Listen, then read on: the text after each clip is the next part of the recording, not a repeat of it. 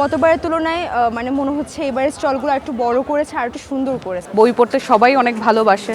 বই দেখছি, কিছু ভালো লাগছে। আমার বন্ধুর বই প্রকাশিত হয়েছে, বিশেষভাবে এজন্য আজকে এসেছি।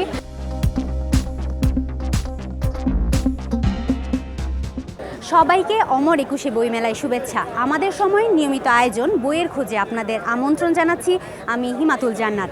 আজ বইমেলার নবম দিন, যেখানে পাঠকেরা এসেছেন তাদের পছন্দের বইটি খুঁজে নিতে। আজকে বইমেলায় নতুন বইয়ের সংখ্যা 97টি। চলুন তাহলে আপনাদেরকে নিয়ে আজকের বইমেলার যাত্রা শুরু করা যাক।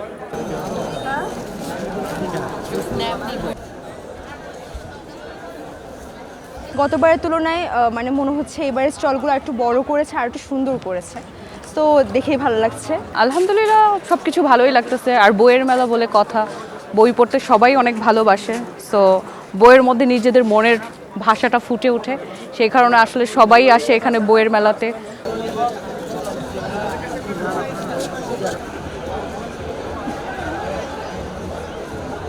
বই দেখছি, কিছু ভালো লাগছে। যদি অনেক পছন্দ হয়ে যায় কিনবো। ইডেন বে কক্সবাজার সমুদ্র সৈকতের উপর নিজেদের একটি ঠিকানা। মাত্র 5 লাখ টাকায় আপনিও হয়ে যেতে পারেন এই হোটেলের মালিক। ইডেন বে, আ কনসার্ন অফ ভাইয়া হোটেলস।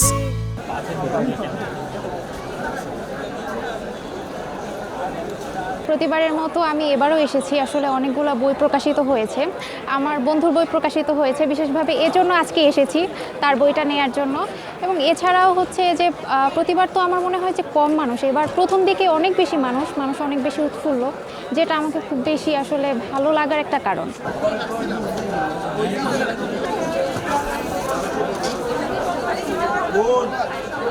নাজিমুদ্দিন স্যারের বই পড়ি কিছু, বেশ ভালোই লাগে। এবারও দেখি কেনার ইচ্ছা আছে।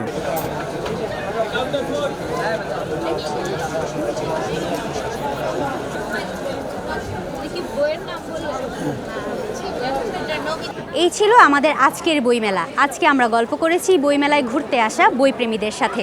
বইমেলা সম্পর্কে আরও জানতে চোখ রাখুন আমাদের সময়ে।